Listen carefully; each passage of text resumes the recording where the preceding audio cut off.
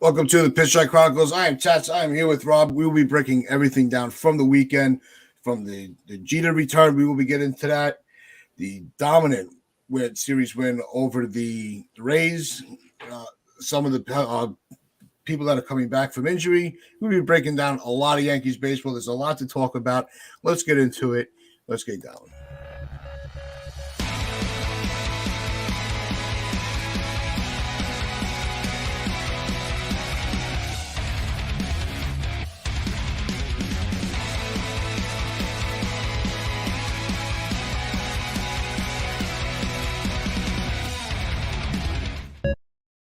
All right, welcome back to Pitch Strike Chronicles. I'm Tats. I'm here with Rob, and it was one of those series wins this weekend that the Yankees have desperately needed.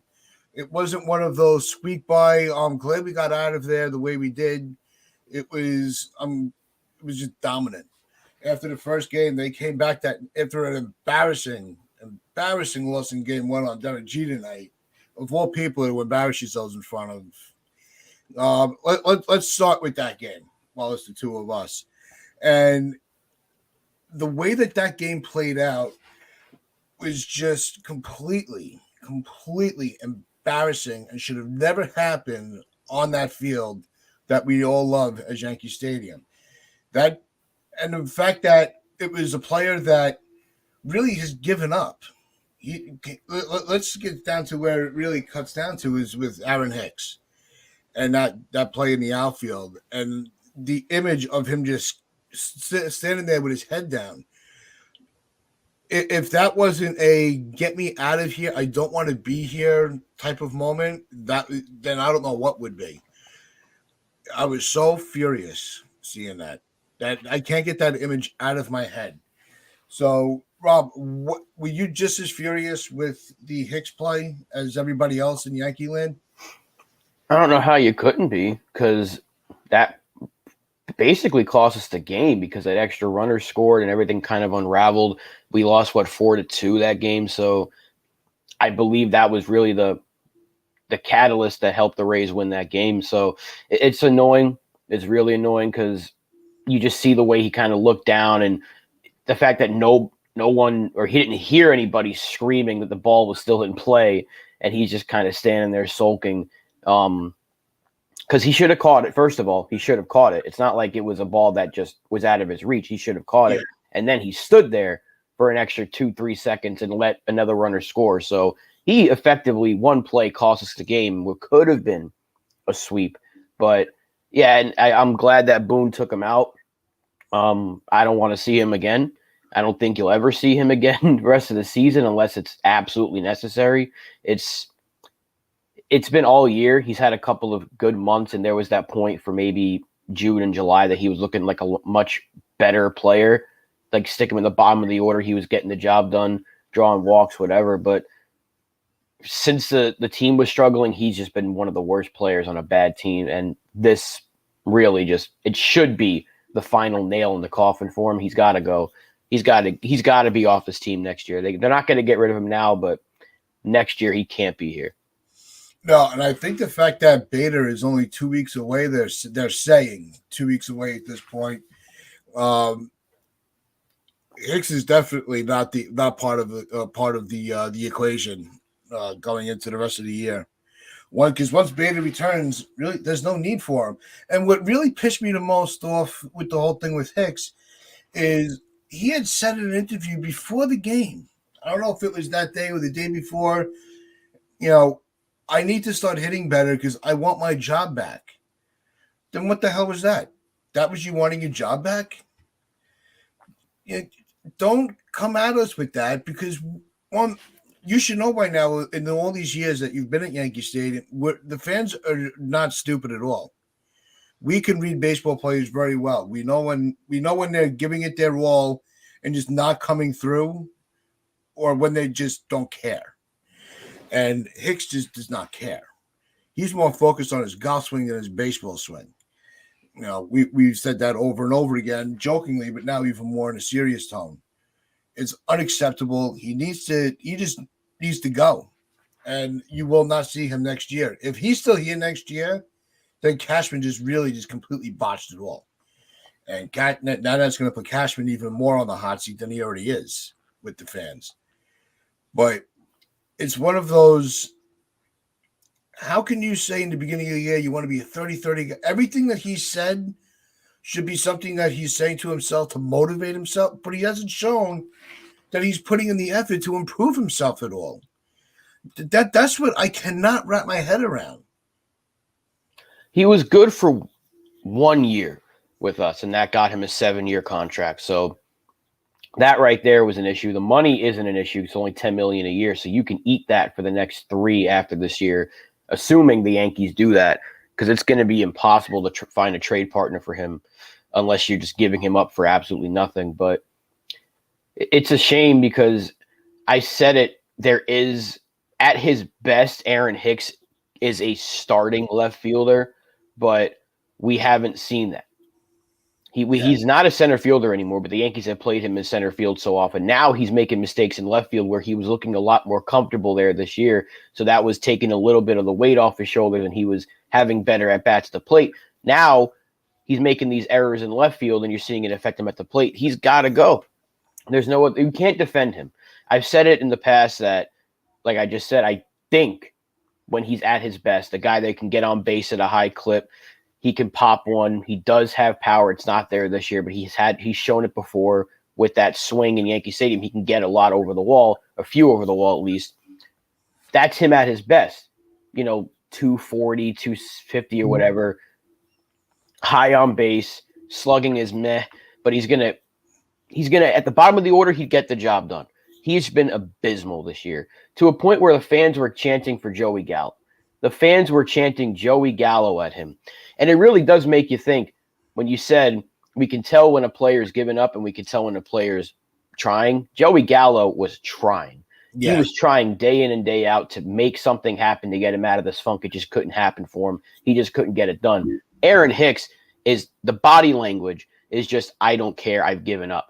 Joey Gallo looked like he was mad at himself. Aaron Hicks is standing there sulking in foul territory while the ball is in play and the Rays score an extra run. You didn't see Gallo do that.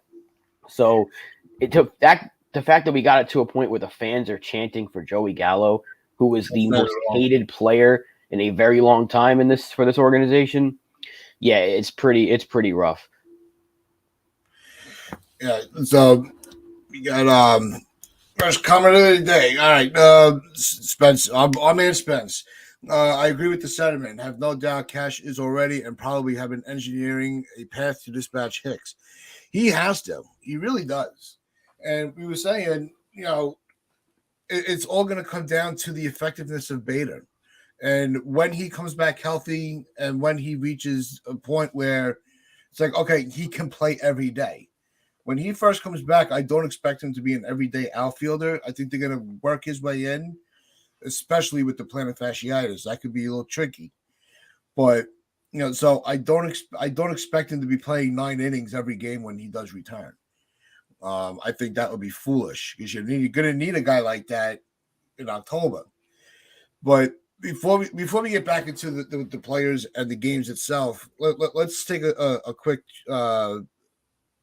trip down the fact of when Jeter's return and the celebration for Jeter, because that was something that when the Yankees celebrate their players, they do it better than any other team in any other sport that I've ever seen. Not that I watch a lot of other sports, but I've seen enough celebrations and acknowledgments from other teams to know what I'm talking about.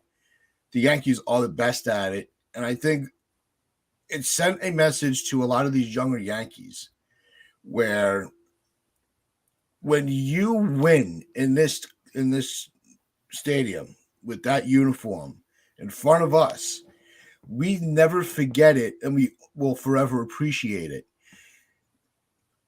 We had said that a while ago with Judge with Paul O'Neill's speech and how could it resonate to Judge. How did you think that Judge resonated? How did he receive what Jeter had to say? I think it's just more of the same for Judge. He's always going to be about winning. Even with the MVP season he's had, he's still putting the team first every single press conference. If they lose, he doesn't care about his personal accolades. He's always bringing up the fact that they lost. And so it doesn't matter what he did because the team didn't win. So if there's anybody that's going to be resonating with what Jeter's saying, it's Judge. It's the other guys on the team that have to really listen and be like, yeah, a lot of us have to step up because Aaron Judge has put the team on his back. If there's like a tier list of Yankees this year, it's Judge, and then everyone else is like 2 tiers below him at least. Yeah. So it has to be for the other guys. I think Judge is just going to stay doing what he's been doing because it's working. So if it ain't broke, don't fix it. Aaron Judge, perfect player right now for us. And there's a lot of other guys that need to listen to what Jeter said. And it seemed like them losing on a night like that may have woke them up a little bit because the next 2 games, they just came out and that second game, what do they have? 6, 7 straight hits, and they put all those runs on the board and batted around in the first inning. So it's like they found them losing on a night like that to be hurtful, to be disrespectful, and they took it personally. The Michael Jordan meme, they took it personally, and all of a sudden they just came out swinging the bats like we haven't seen in a good month and a half, 2 months. So if that's what it took to wake this team up, then maybe it's a good thing we lost on Derek Jeter night because it seemed to spark something. No, coming out in game 2 with a 6-run first inning was huge for this team. And it was, if it would have been one of those, third inning, no score yet, we'd be sitting at home, or for those of us at the stadium going, all right, here we go again. And the fact that they were able to just erase a game like that the way that they did is really what we needed and what they need in that clubhouse. They need something to look for to say we're going to be okay. It's not, we're not in panic mode. And Elliot agrees. Look at that. He says, good point. I'd say the Jeter event definitely had a positive impact in persuading him to stay with the Yankees. It helped, no doubt. I think, as you said, it impacted the whole team. I mean, look, I would have loved to have won. Obviously, I want to win every game. I would have loved to have swept the Rays, especially winning that first game on Derek Jeter night. However, if it was a loss on a night like that took this team to kind of look at themselves in the mirror and say, hey, we're effed right now. If we don't get this going immediately, then good. I guess sometimes you can look at a loss in a positive light. I'm not saying that was the case, but maybe it was, because it's just the next day you get Donaldson back, and I'm like, what's he going to do? Right? What's he possibly going to do? And he looked really good in his first game back, and the offense seemed to have, even his presence seemed to help because Stanton's swinging the bat better, and all of a sudden the top of the order is not automatic outs after Aaron Judge. Stanton's swinging. Torres had a big game yesterday. Yeah. Donaldson's looked good since coming back from paternity leave. We're going to get Trevino back. Cabrera hit his first yesterday. We'll talk about that in a second. But now you're seeing different guys in the lineup start to swing the bats better. And Duhar, I'm looking at it right now, IKF had a couple of hits in that second game. So different players are stepping up in a big way, and that's a good thing. So maybe the Jeter night loss is what sparked them and had them say, we're embarrassing ourselves in front of everybody, because that was probably the loudest and the most packed the stadium's been in a little while for Jeter night. So you lost in front of basically a sellout crowd in a pretty embarrassing way. So yeah, that may have sparked something. I'm hoping, at least. I'm hoping I'm right. Probably wrong, but hoping I'm right. Yeah, no, it was the way that the bats came out in the two games that they won handily, by the way, is finally you're seeing other bats contribute. That it's not just on Judge to move runners around or bring in a run or have the RBI, getting on base, lengthening it, defensive plays. That was a one-man wrecking crew trying to take care, trying to do everything himself. Now that you saw that the bats come back, you're seeing them come back, with Stanton, like you said, Stanton, Donaldson, Torres, IKF having some timely hits. And that's only going to help in the next couple of series that they go through, because if you're able to get another hot bat besides Judge, that protects Judge in the batting order because at the rate that they were playing, the 61 mark was starting to feel a little more unlikely because they didn't have to pitch to him. They could walk him every at bat, and it wouldn't hurt the opposing pitcher because they know they're just going to walk him to first base, and that's where he's going to stay. Unless he steals a base, there was no way he would be getting the second because there was nobody behind him that was putting the bat on the ball. So now that they're playing again as a team, and having consistent at bats, patient at bats, they're not flailing at everything. Now you're seeing the payoff of some of it. Now Torres is an interesting one because he's been one of those guys who, like, I don't think he's proven himself enough to return next year. He might be a guy that needs to go to make room for one of these younger guys to have a more everyday part. Is there anything that he can do to redeem himself at this point? Swing the bat like he did these last two games, especially yesterday, 2 home runs for him.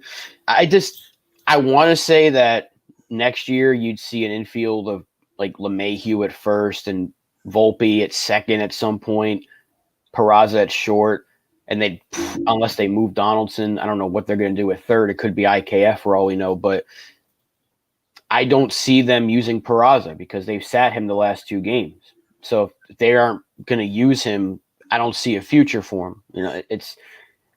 I mean, I can complain about that, but the Yankees won 2 games and scored 20 runs, so I can't really say, well, you should have played Peraza.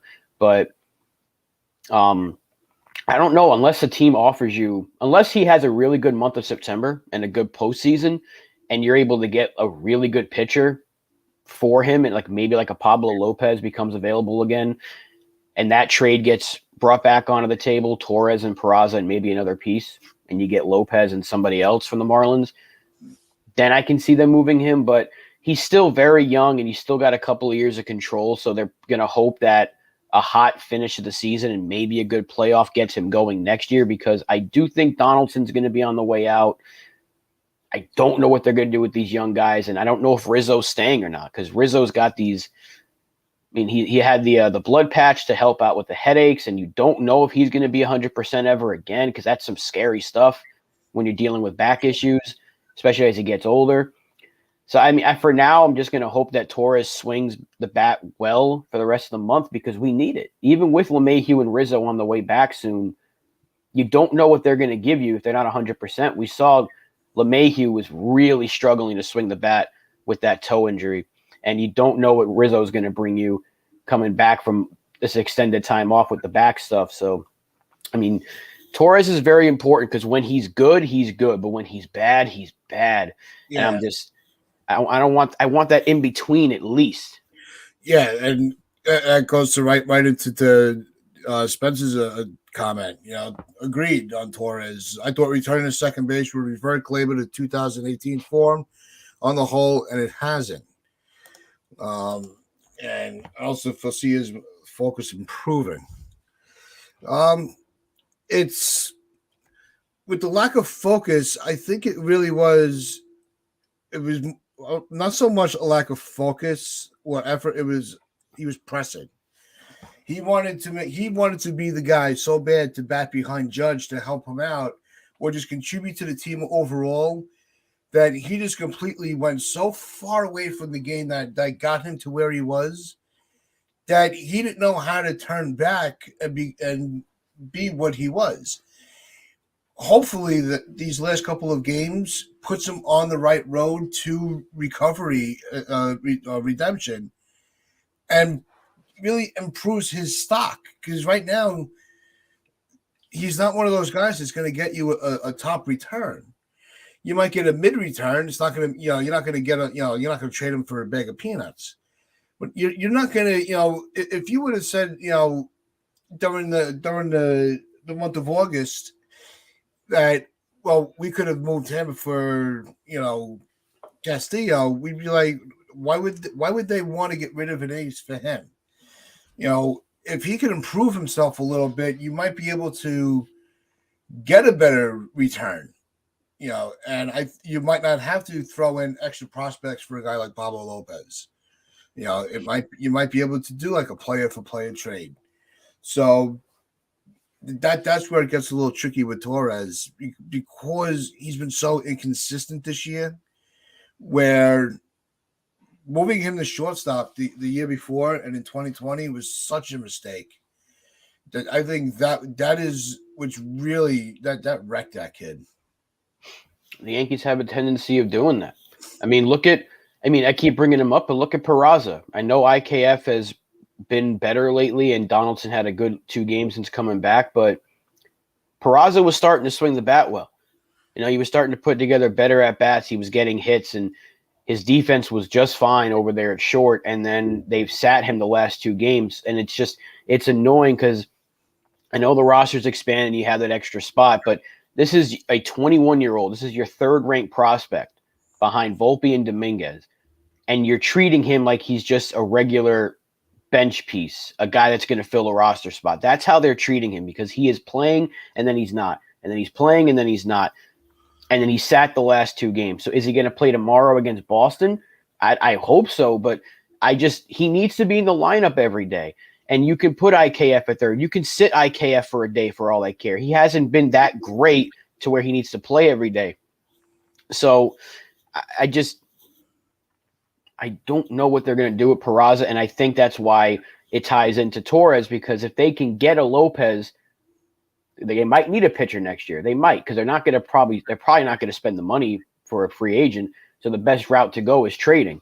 So if you can move Torres and Peraza and get a guy like Lopez, they might have to do that. And then they'll figure out the infield because you'll still have LeMahieu and Donaldson, IKF. You'll still have Volpe will be on the come up very, very soon. So your infield will be relatively fine. And that they won't really need Torres. So he's still kind of expendable, but if his value can go up from this month, then I can see them moving him because he's got, I think, 2 years of control after this year, 2 or 3. Yeah, no, I think it's 2 more years. Like I haven't really, to be honest with you, I don't even remember. I haven't looked in a while of what his contract was. Like it makes it so tricky because we've been hammering for all these guys to be called up, and now that they're here, it's like, where do you put them all? They're overflowing the dugout with all these players, and you're forcing players to be out of position. You have Cabrera, who was an infielder playing the outfield. IKF was a 3rd baseman playing shortstop.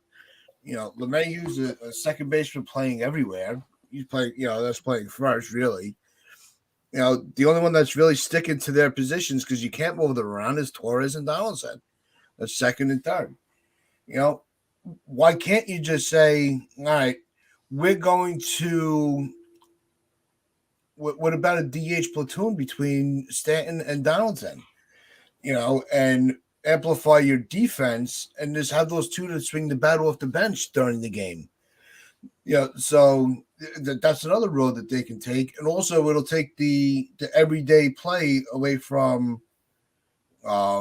Stanton in a positive way because you could let him heal a little bit. I think he needs to play the outfield at some point soon. I don't see Stanton. Yeah.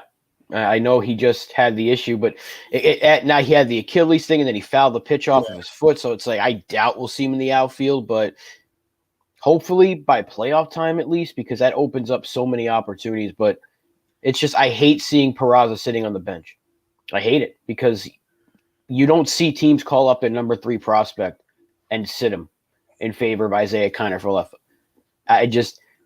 You would have still scored 10 runs these last 2 games with Peraza in there. And I hate to nitpick because we won 2 games and we scored a lot of runs, but I hate how this organization treats prospects. I despise it because Florial is clearly the better option in the outfield over Hicks, and they continue to play Aaron Hicks. And I don't even know who started in left field yesterday. Who was it? It was Andujar. And he went 0 for 4, but he's been swinging a better bat lately. So you can find ways. You can definitely find ways to get Peraza in there, and you can keep Donaldson at 3rd. You can sit IKF for a little bit. He doesn't need to play every day.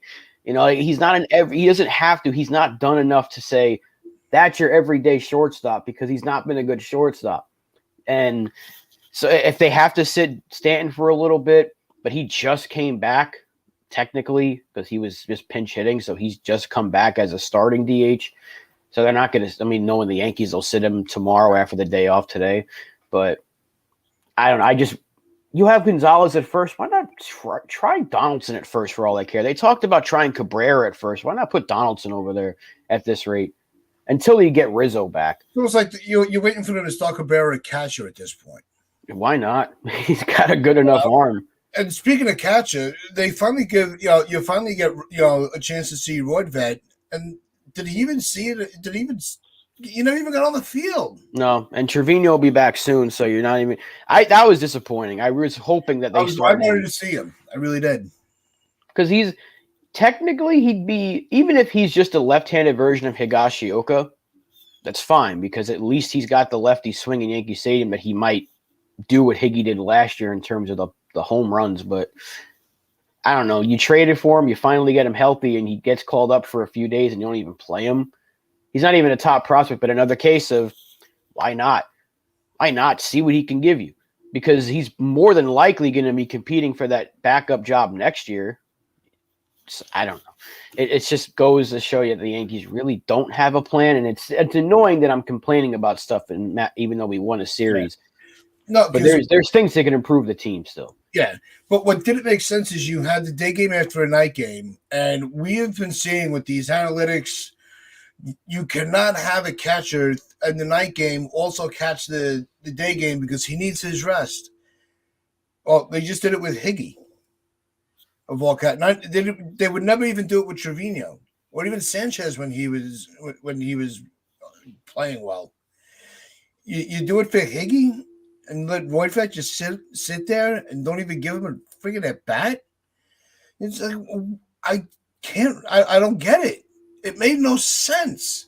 Here's a chance to say, okay, here's another piece of that off-season trades that we made that made us so much smarter than everybody that we were going to really improve this team. We didn't get a chance to judge for ourselves. Could have had all three of them in the lineup yesterday or the day before. You could have had all three of them, and what if Roydvet had an RBI and Donaldson and IKF had RBIs and Brian Cashman's ego for one day would have gotten even bigger than it already is. I'm not saying Roydvet's going to be like Trevino in terms of shocking us with the bat. No, give us a chance to see for ourselves. Right. Let us see, because he was swinging the bat pretty well in AAA, and no one thinks he's got a bat, so maybe that'll translate a little bit to the major league level. I'm not saying it will, but at least see him for one. He's up for 3-4 games. At least play him once. I mean, Higgy's done nothing to justify playing 3 games in a row, even with Trevino out. I would rather have seen Rob Brantley. And so, it just, again, we did win the series, and we got a few minutes here, so might as well talk about Ozzie because he got his first home run. Yes. And his bat's starting to come around a little bit. That first home run might get him swinging the bat better, more consistently, but his defense has been so damn good. The kid's playing with energy, and that's what you want to see when you call these young guys up. Play them. Yeah, when all we were hearing is with these guys is, defensively they're ready. They just need to work on their offense. I don't think Cabrera's been terrible with the bat. He hasn't torn the cover off the ball, but he's been a very solid spot in the lineup. So this might be now all the trust in him paying off. And congrats to him on his first major league home run. And to do it at Yankee Stadium always just adds to it. Oh, yeah, absolutely. I'm just hoping that it's something that gets him hitting more consistently because he's still finding his way, but he can only get better from here with everyday at-bats, which is something they need to take note of because they got their number 3 prospect sitting on the bench right now, and you're not going to grow a player by watching everybody else. I think that this is that series that could really propel them to where they need to be. And that's going to wrap things up for us today. We will be back tomorrow, as always, 9:30 to 10 o'clock, live on YouTube, Twitch, Facebook, and Northeast Streaming Sports, and also on SportsWire Radio, where you pinch out your pride and play hard.